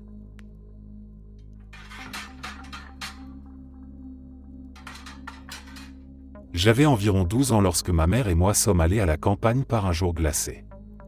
Il avait beaucoup neigé et le froid était mordant, le genre de froid qui coupe la respiration dès que l'on sort. Nous connaissions un lac qui, en hiver, gèle complètement au point que l'on peut marcher sur la surface de glace. Ce jour-là, nous avions décidé d'y aller pour profiter du paysage figé par l'hiver. Une fois arrivés, ma mère aperçut, de l'autre côté du lac, des massettes, ces hautes plantes que l'on appelle aussi quenouilles. Elle en voulait quelques-unes pour décorer la maison. Comme j'étais le plus petit et le plus léger, je me suis proposé pour traverser la glace et aller en couper. J'étais excité à l'idée de marcher seul au milieu de ce lac gelé, le bruit de mes pas résonnait comme de petits coups sourds sur la surface fragile. Lorsque je me suis approché des plantes, j'ai tendu le bras pour en attraper une poignée. C'est à cet instant précis que j'ai entendu un craquement sec sous mes pieds. Avant même de comprendre, la glace s'est ouverte et je me suis retrouvé englouti dans l'eau glaciale.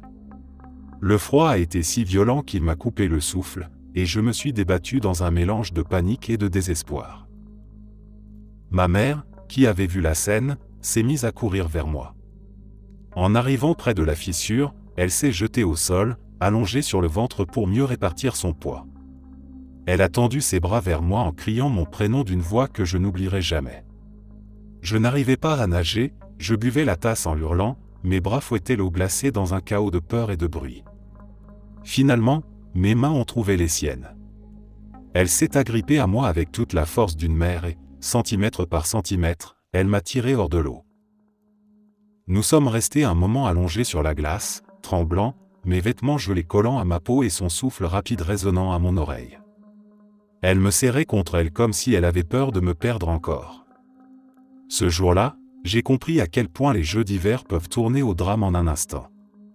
C'était la dernière fois que je m'aventurais à marcher sur la glace d'un lac, et ce souvenir reste gravé comme un avertissement que je n'oublierai jamais. Je jouais au disque golf avec un ami, le soleil venait de disparaître derrière les arbres et la lumière se faisait plus douce, presque inquiétante. À côté du terrain se trouvait un petit bois, j'y étais déjà entré une fois et je savais qu'il n'y avait rien de particulier à part un petit étang silencieux entouré de branches épaisses. Pourtant ce soir-là, alors que nous passions près de ces arbres, nous avons entendu une voix de femme. Elle nous appelait, répétant plusieurs fois les mêmes mots. Elle disait « et », parfois « viens par ici », et ponctuait ses appels de petits rires qui semblaient se rapprocher à chaque instant. Quelque chose dans ce son ne ressemblait pas à une voix humaine normale. Ce n'était pas simplement étrange, c'était comme si cette voix n'appartenait pas vraiment à ce monde. Mon ami et moi nous sommes regardés sans rien dire, et presque d'un même mouvement nous avons décidé de partir. Ce qui était le plus troublant, c'est que nous étions encore à une trentaine de mètres du bois, mais la voix résonnait comme si elle se trouvait juste à côté de nous. Nous n'avons vu aucune silhouette, rien ne bougeait entre les troncs, et nous n'avons pas osé répondre. Des années plus tard, je suis tombé sur une vidéo en ligne. On y voyait une personne à cheval qui longeait des bois. Soudain, on entendait distinctement un « et l'animal, d'habitude calme, s'est mis à paniquer et à galoper comme s'il fuyait une menace invisible, tandis que son cavalier tentait désespérément de le calmer. Celui qui avait filmé la scène pensait qu'il s'agissait d'une fée qui les appelait. En regardant cette vidéo, j'ai ressenti la même sensation glaciale que ce soir-là, près de cet étang, quand cette voix sans visage nous appelait dans les bois. Je suis allé sur la tombe de mon ex il y a environ 2 ans. Le cimetière se trouve à 3 heures de route de chez moi, et ce jour-là j'y suis arrivé peu de temps avant le coucher du soleil. J'ai toujours aimé les cimetières, ils ne m'ont jamais fait peur. Sa famille avait laissé un carnet dans une boîte hermétique posée près de la pierre tombale, à l'abri de la pluie et du vent. Quand je me suis installé, la lumière était encore belle. J'ai baissé les vitres de la voiture et laissé la musique jouer doucement derrière moi. Je me suis assis près de la tombe et j'ai écrit quelques mots dans le carnet. Je n'ai pas vu le temps passer. Lorsque j'ai levé les yeux, la nuit était déjà tombée. Sa tombe se trouvait juste en face de moi, et à ma droite, un peu plus loin, 2 arbres s'élevaient côte à côte en laissant entre eux un passage qui ouvrait sur la lueur des lumières de la ville. Grâce à cette faible clarté, je pouvais encore distinguer vaguement ce qui m'entourait. C'est en fixant cet espace entre les arbres que je l'ai vu. Une silhouette, une tête sombre qui venait d'apparaître dans l'ouverture. J'ai d'abord pensé à une de mes hallucinations visuelles. Cela m'arrive parfois, mais elles disparaissent toujours presque aussitôt et ne m'ont jamais provoqué la moindre peur. Pourtant, cette fois-ci, la silhouette ne s'effaçait pas. Elle restait là, immobile, et je sentais mon cœur battre de plus en plus fort. Peut-être que quelqu'un s'était introduit dans le cimetière à pied, me suis-je dit.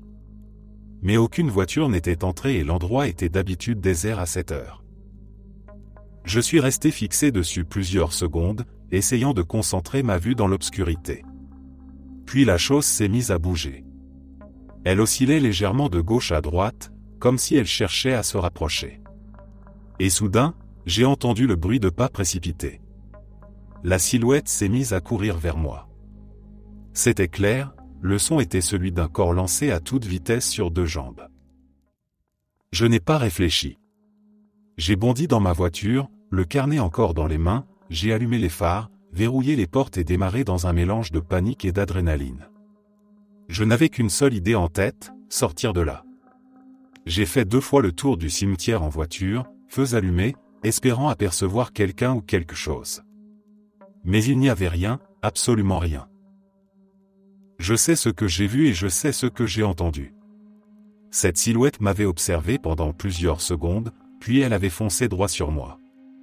Je n'ai aucune explication et, pour être honnête, je n'en veux pas. Il m'a fallu une semaine entière avant de trouver le courage de retourner là-bas en plein jour pour remettre le carnet à sa place. Depuis, je garde ce souvenir comme une ombre inquiétante dans mon esprit. Tout ce que je sais, c'est que ce soir-là, la peur m'a saisi comme jamais auparavant.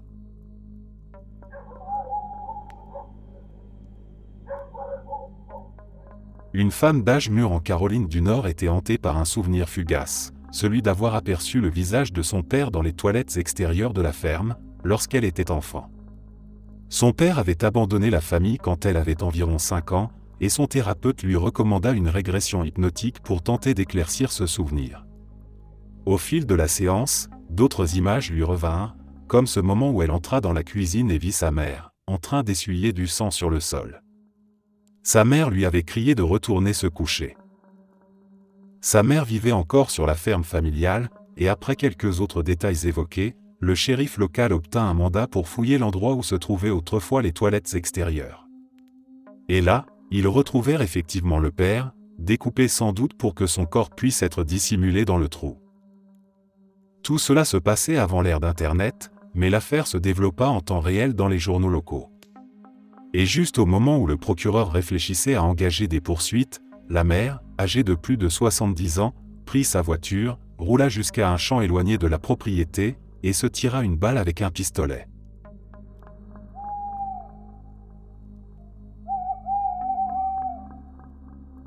Je campais avec des amis dans une forêt nationale près de Yosemite. La nuit était tombée depuis longtemps lorsque je me suis réveillé en sursaut, sans trop savoir pourquoi.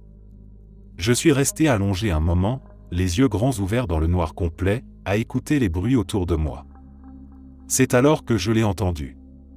Un son sourd, répétitif, comme un tambour lointain, semblable aux percussions indiennes que l'on imagine résonner dans les vallées. Le bruit était faible mais régulier, il venait de quelque part dans la forêt, et plus je l'écoutais, plus il semblait s'insinuer dans mon esprit.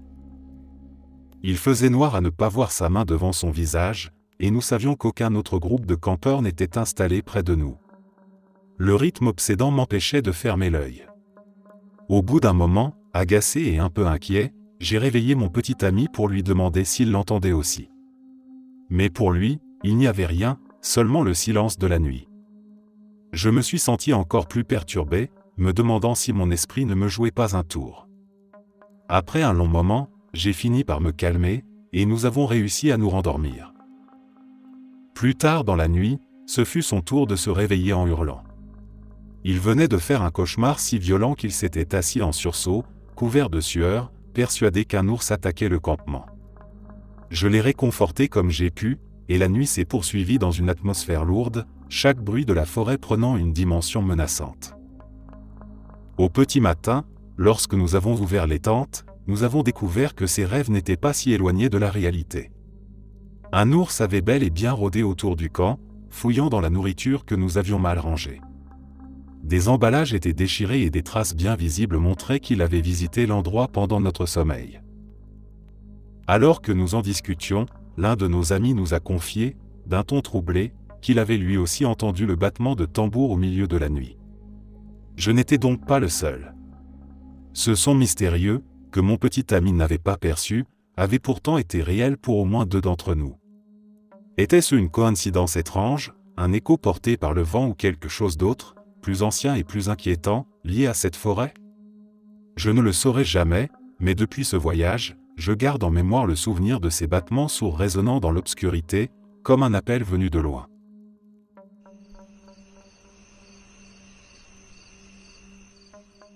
C'était en août 2020, je venais tout juste de me remettre du Covid, la toute première version, celle qui m'avait presque tué. Une nuit, je me suis réveillé en sursaut et j'ai cru distinguer une silhouette debout juste à côté de mon lit. J'ai pensé que ce n'était qu'un effet d'ombre, un simple jeu de lumière. Alors je me suis redressé pour changer d'angle, convaincu que la vision allait disparaître. Mais non. L'homme était toujours là. Je le voyais clairement, avec une netteté effrayante. Ses cheveux étaient courts, et il se tenait légèrement de biais, tourné aux 3/4, comme s'il s'apprêtait à s'éloigner. Il portait une chemise à carreaux, soigneusement rentrée dans un jean. La scène avait quelque chose de banal, et c'est précisément ce qui la rendait terrifiante, il n'avait rien d'éthéré, rien de flou, il semblait réel. La panique m'a envahi. J'ai crié de toutes mes forces et tiré sur la ficelle du ventilateur pour allumer la lumière. À l'instant même où la pièce s'est éclairée, il a disparu. Plus rien. Juste le vide à côté du lit. Je suis resté pétrifié, le souffle court, le cœur battant à rompre ma poitrine. Était-ce une hallucination due à ma maladie? Une séquelle de mon état? Ou bien quelque chose que je n'arriverai jamais à expliquer? Plus tard, inquiet, j'en ai parlé à un neurologue. Je lui ai raconté chaque détail, persuadé que cela pouvait révéler un problème cérébral lié au virus. Il m'a écouté longuement, me fixant sans rien dire. Puis il a simplement changé de sujet, comme s'il préférait ne pas répondre. Son silence a été plus troublant que s'il m'avait donné une explication médicale. À l'époque, je vivais dans une maison vieille de 200 ans. Alors parfois, je me dis que peut-être ce que j'ai vu n'avait rien à voir avec ma santé. Peut-être que cette silhouette était bien là, ancrée dans les murs, vestige d'une vie passée. Ou peut-être que c'était seulement mon esprit qui me jouait un tour.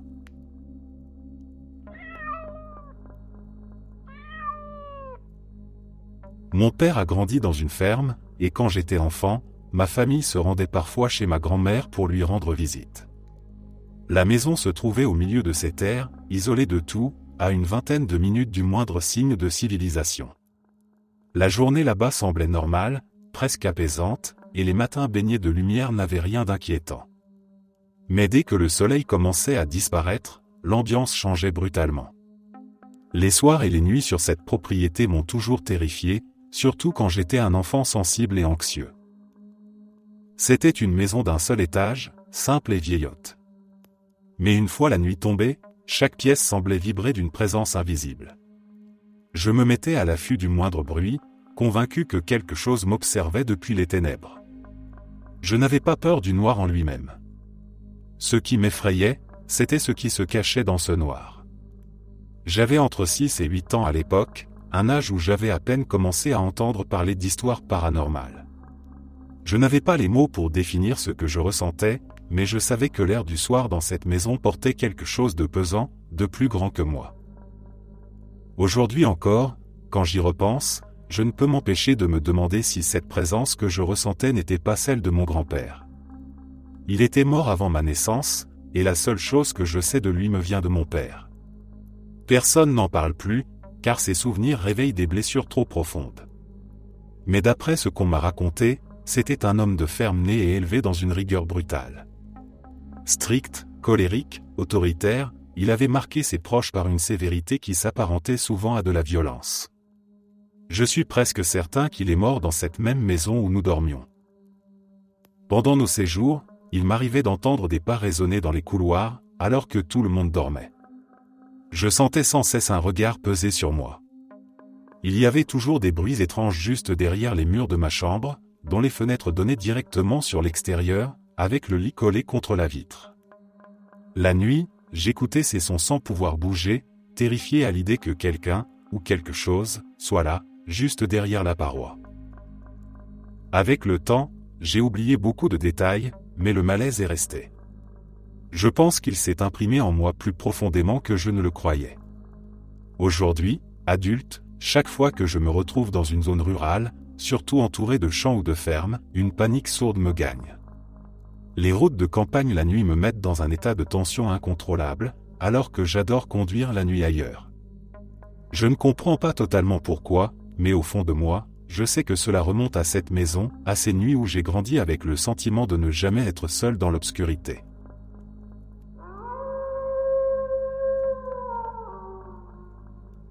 J'avais 7 ou 8 ans quand ma famille m'a emmené dans un parc autour d'un lac artificiel, en Géorgie du Sud. En réalité, ce n'était qu'un immense trou creusé dans la terre, rempli d'eau, que le propriétaire avait transformé en attraction. Il avait étendu du sable de plage tout autour, planté quelques palmiers et faisait payer l'entrée aux familles pour venir garer leurs voitures, faire griller de la viande et se baigner. Il y avait même un grand toboggan, totalement dangereux, où les enfants se blessaient régulièrement. L'endroit où ma famille aimait se poser donnait directement sur une petite île de sable, à une trentaine de mètres du rivage. Moi qui n'étais pas un très bon nageur, je pouvais quand même m'y rendre en me laissant porter, en rebondissant de mes pieds sur le fond. L'eau m'arrivait juste au-dessus de la tête, et je parvenais tant bien que mal à traverser ainsi jusqu'à ce banc de sable. Un jour, en sautillant dans l'eau pour rejoindre l'île, mon pied s'est posé sur quelque chose d'étrange.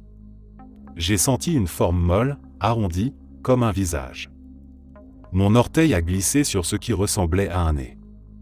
Puis, entre mes orteils, j'ai senti des mèches de cheveux fins qui ondulaient dans l'eau. Pris de panique, j'ai battu des bras et regagné la rive en toute hâte.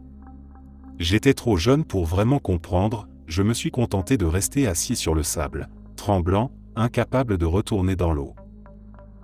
Peu après, des cris ont commencé à retentir autour du lac. Des parents affolés appelaient le nom d'un enfant, courant d'un groupe à l'autre, demandant si quelqu'un l'avait vu. Le temps s'est comme arrêté. J'ai vu les adultes plonger, fouiller, puis enfin, le moment que je n'oublierai jamais, ils ont ramené le corps sans vie d'un petit garçon, juste devant la petite île où j'avais nagé.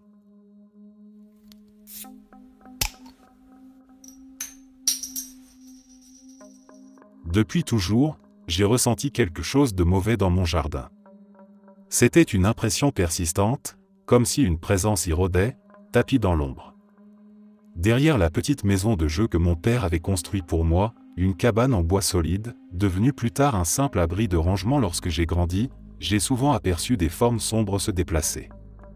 C'était presque toujours quand je me balançais. Mon père, passionné de bricolage, m'avait installé un grand portique sur le côté de la cabane, avec des balançoires spécialement conçus pour moi. J'adorais y passer des heures, écouter de la musique, rêver, me laisser emporter par le mouvement. Mais c'est précisément dans ces instants de tranquillité que les ombres apparaissaient, glissant furtivement entre les murs de la cabane et les limites du jardin. Parfois, j'y allais accompagné de mon chien, une chienne vive et protectrice. Elle fixait soudain un point derrière moi, grognant avec une agressivité que je ne lui connaissais pas. Elle bondissait vers ce qu'elle semblait percevoir, les poils hérissés, aboyant sans relâche. Chaque fois, je me retournais, et il n'y avait rien. Pas un souffle de vent, pas une silhouette, rien. J'avais beau me dire que c'était peut-être les enfants des voisins ou leur père qui s'occupaient de leur terrain, l'endroit restait désert. Mais c'était toujours la nuit que la menace devenait insupportable.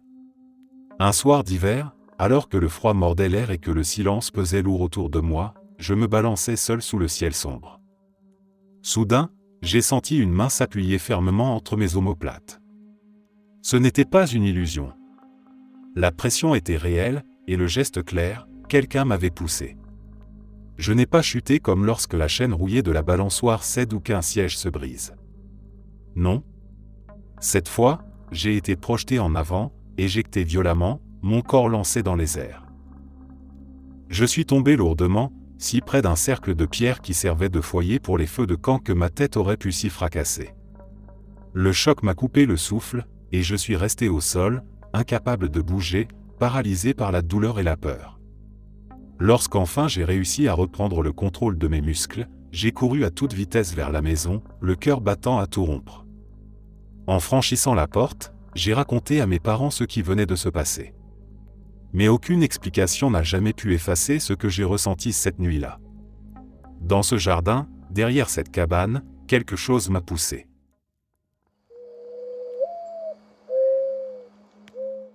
Je veux commencer par préciser une chose, je ne suis pas superstitieux, je n'ai jamais été du genre à me laisser impressionner facilement, ni à me faire des idées au moindre bruit. Pourtant, ce qui m'est arrivé me reste totalement incompréhensible à ce jour. J'avais 15 ans, c'était pendant les vacances de printemps, et je séjournais chez mon père. Une nuit, je dormais tranquillement dans ma chambre quand je me suis réveillé en sursaut à cause d'un bruit étrange. C'était un souffle, comme si quelqu'un expirait avec force. Au début, le son semblait lointain, mais il se rapprochait rapidement, devenant de plus en plus fort, de plus en plus présent, jusqu'à ce que je le sente littéralement passer sur moi. C'était comme si une masse invisible m'avait foncé dessus, le souffle s'écrasant à mon oreille avec une telle violence qu'il fit voler mes cheveux sur le côté. Évidemment, je me suis redressé d'un bond. Mon premier réflexe a été de regarder en direction de la fenêtre, et là, j'ai vu les rideaux s'agiter comme si un vent puissant s'engouffrait dans la pièce. Le bruit était assourdissant, le sifflement de l'air traversant la moustiquaire se mêlant au claquement violent du tissu. Dans ma tête, je me suis dit, merde, j'ai oublié de fermer la fenêtre. Je me suis précipité vers elle pour la fermer. Les rideaux continuaient de se débattre autour de moi, fouettant l'air comme si une tempête soufflait dans la chambre. J'ai écarté le tissu d'un geste brusque, posé mes mains sur le cadre, et c'est là que tout s'est arrêté. Plus un souffle, plus un bruit. Le silence absolu. La fenêtre, elle, était parfaitement fermée depuis le début. Je suis resté figé, les yeux fixés sur cette vitre close, le cœur battant. J'ai attendu, peut-être 10 minutes, incapable de comprendre ce qui venait de se produire. Rien. Tout était redevenu normal, comme si rien n'avait jamais eu lieu.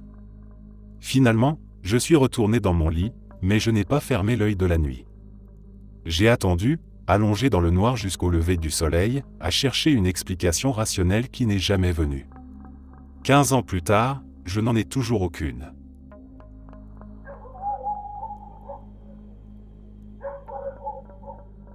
Un soir, en rentrant du travail, j'ai trouvé mes frères et quelques-uns de leurs amis en train de jouer à cache-cache dans les bois derrière notre maison. J'avais 18 ans à l'époque, et eux étaient plus jeunes de plusieurs années. Je n'avais pas vraiment envie de participer, mais ils ont tellement insisté que j'ai fini par céder. Je me suis donc retrouvé à jouer, en équipe avec l'un de mes frères. Nous avions choisi de nous cacher derrière un grand arbre. Nous étions tapis dans l'ombre, essayant de rester silencieux, quand soudain nous avons entendu une respiration lourde, juste derrière nous et légèrement au-dessus de nos têtes. Le bruit était si proche que je sentais presque l'air saccadé me frôler la nuque. Je me suis penché vers mon frère et j'ai chuchoté « Tu entends ça ?» Il a simplement répondu « Oui ». Alors je lui ai dit « À 3, on court ». J'ai à peine eu le temps de dire « 2 » qu'il s'était lancé comme une flèche, me laissant seul une fraction de seconde avant que je ne parte en sprint derrière lui, sans jamais oser regarder en arrière. Au moment où nous fuyions, un énorme craquement a retenti derrière nous, un bruit violent qui résonna dans toute la forêt comme si quelque chose venait de céder sous une force colossale. Pris de panique, nous avons couru droit vers la maison et hurlé aux autres de rentrer immédiatement. Cette nuit-là, rien d'autre ne se produisit. Nous sommes restés enfermés, le cœur battant, à écouter les bruits de la forêt sans jamais comprendre ce qui s'était approché de nous. Le lendemain, poussés par la curiosité et une pointe d'inquiétude, nous sommes retournés sur les lieux. L'arbre derrière lequel nous nous étions cachés, un tronc solide d'environ 8 à 9 mètres de haut et plus large qu'une de mes jambes, avait été brisé net à une hauteur d'environ 5 mètres. Pas une branche arrachée par le vent, pas un bois affaibli par la pourriture. Le tronc entier avait cédé, comme si une force inimaginable l'avait plié et cassé. En fixant ce bois éclaté, un silence pesant s'est installé entre nous. Je ne sais pas ce qui se tenait derrière nous cette nuit-là, je n'ai pas osé regarder, et parfois je regrette. Une part de moi aurait voulu savoir, mais une autre sait très bien que ce que j'aurais vu aurait pu me hanter toute ma vie.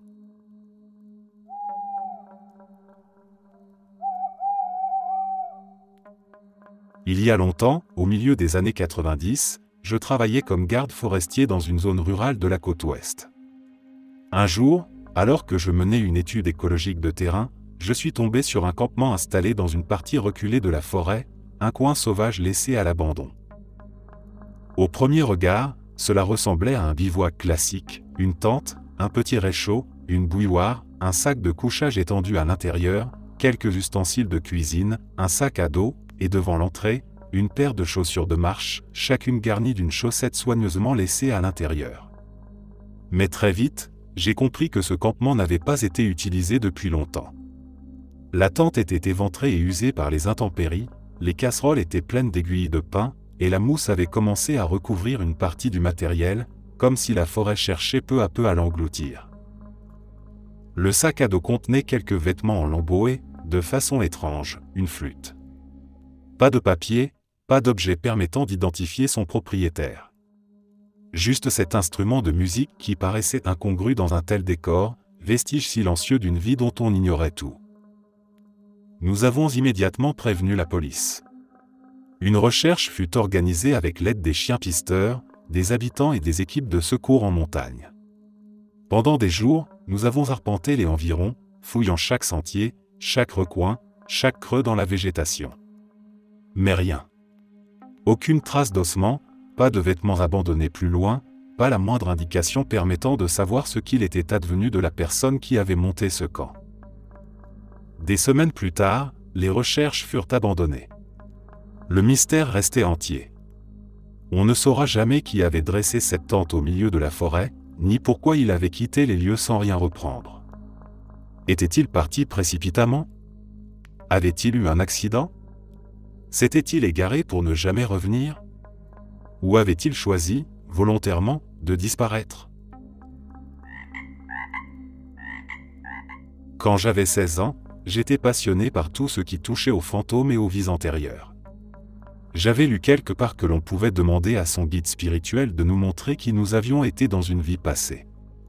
J'ai essayé. Je n'ai rien vu, rien ressenti sur le moment. Pourtant, cette même nuit, je dormais chez une amie et quelque chose s'est produit. Je me suis réveillé au milieu de la nuit avec une envie pressante d'aller aux toilettes. La maison était plongée dans le silence, l'obscurité pesait dans les couloirs. J'ai allumé la lumière de la salle de bain, Je me suis regardé un instant dans le miroir, puis j'ai ouvert la porte en tournant la poignée. Devant moi, il y avait un escalier qui descendait. Et c'est là que je l'ai vu. Je crois que j'ai vu un fantôme. Jusqu'alors, mes rares expériences s'étaient toujours limitées à des ombres furtives, des formes floues comme de la fumée qui se dissipe presque aussitôt. Mais cette fois, ce n'était pas une silhouette indistincte. C'était une jeune femme, bien réelle, trop réelle pour que mon esprit puisse se réfugier dans l'idée d'une illusion. Elle avait de longs cheveux blonds qui tombaient en désordre et portait une robe blanche, mais souillée, couverte de terre et de boue. Son corps semblait solide, tangible, mais je ne pouvais pas voir ses pieds. Je n'osais pas bouger, mon regard fixé droit devant moi, et je n'ai distingué que son buste, immobile, juste en face de moi. Je l'ai observée quelques secondes à peine. Puis elle s'est volatilisée, comme si elle n'avait jamais été là. Le silence de la maison est revenu, mais je savais que j'avais vu quelque chose. Je n'ai jamais revu cette apparition. Aujourd'hui, j'ai 31 ans, et je n'ai plus jamais croisé cette jeune femme aux cheveux blonds et au regard absent. Pourtant, depuis cette nuit, une habitude est restée, je ne peux plus regarder un miroir dans l'obscurité sans ressentir un malaise profond, comme si derrière mon reflet, quelqu'un attendait d'apparaître à nouveau.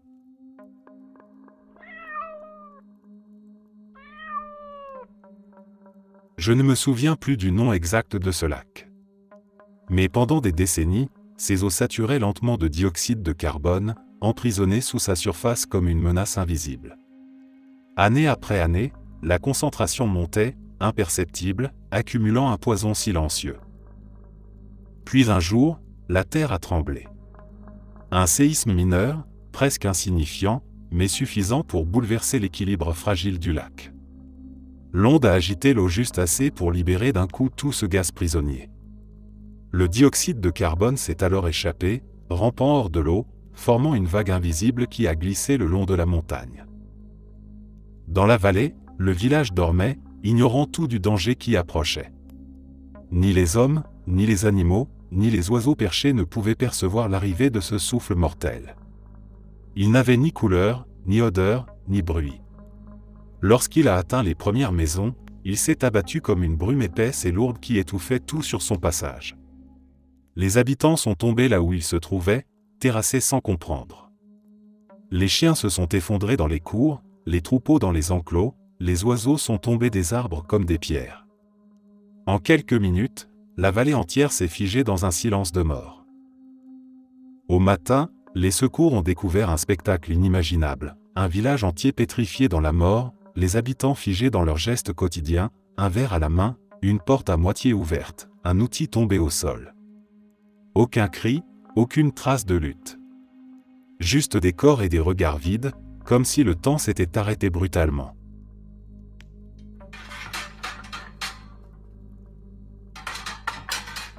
C'est l'histoire de plongeurs qui ont connu une véritable descente aux enfers. Ils participaient à une mission de maintenance dans un immense réservoir artificiel, un barrage équipé de tuyaux gigantesques permettant de réguler l'eau. Personne ne s'attendait à ce qui allait arriver. En s'approchant trop près de l'une de ces ouvertures, l'aspiration brutale a piégé plusieurs d'entre eux. Ils ont été happés par la force colossale du courant et entraînés à l'intérieur de la conduite, comme des feuilles emportées par une tempête. Ils se sont retrouvés prisonniers, coincés dans l'obscurité totale d'un conduit de béton étroit et froid. Les parois glissantes les empêchaient de bouger, et l'eau stagnante les enveloppait comme un linceul glacé. Ils ne pouvaient ni se retourner, ni avancer, ni reculer. Pendant 4 jours entiers, ils sont restés coincés là, sans lumière, sans espoir, incapables de deviner le passage du temps. Leur corps était engourdi, leurs muscles paralysés par le froid et l'immobilité forcée. Le plus effrayant, c'était le silence. Coupés du monde, entourés par des tonnes d'eau et de béton, tout ce qu'ils entendaient était leur propre respiration saccadée et les battements de leurs cœurs affolés. Chaque minute se transformait en une éternité. Ils vivaient avec la terreur constante que l'eau se mette soudain à circuler à nouveau, les broyant sur place. Et pourtant, malgré la situation, aucun secours n'a été tenté immédiatement. Les responsables du site craignaient de provoquer un accident encore plus grave en essayant de les atteindre. Le risque d'ouvrir le barrage et de libérer des milliers de litres d'eau était trop grand.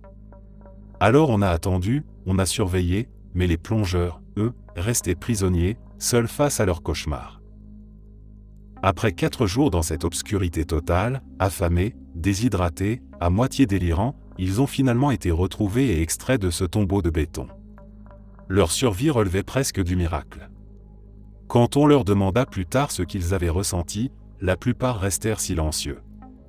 Certains disaient que le pire n'était pas la peur de mourir, mais la sensation d'être déjà mort, enfermé vivant dans les entrailles du barrage, oublié par le monde.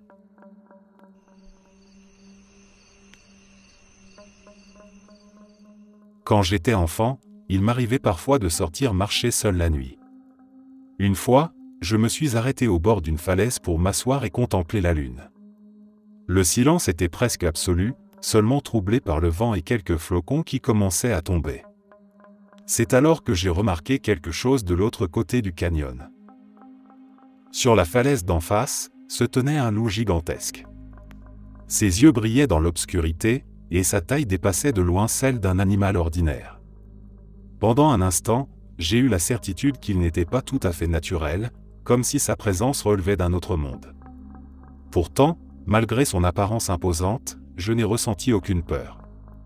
Il ne semblait pas agressif, et je percevais presque une forme de sérénité dans son regard. Nous sommes restés là un moment, lui et moi, immobiles, à contempler ensemble la lune au-dessus du canyon enveloppé de brume. Le temps paraissait suspendu. Puis, doucement, nous avons fini par nous détourner chacun de notre côté, comme si la rencontre avait suivi son cours et qu'il n'y avait rien de plus à ajouter. Je suis ensuite rentré discrètement chez ma mère, en passant par la fenêtre pour ne pas être découvert. Cette nuit-là, mon sommeil fut peuplé de rêves étranges, presque prophétiques, qui semblaient me montrer des fragments d'avenir. Sur le moment, ils n'avaient aucun sens, mais des années plus tard, certains détails se sont révélés d'une justesse troublante, comme si ce loup immense avait laissé en moi une empreinte mystérieuse qui dépassait la simple coïncidence. Merci d'être resté jusqu'à la fin. N'oubliez pas d'aimer la vidéo, de vous abonner et de partager vos propres histoires en commentaire. On se retrouve demain à la même heure devant ce feu.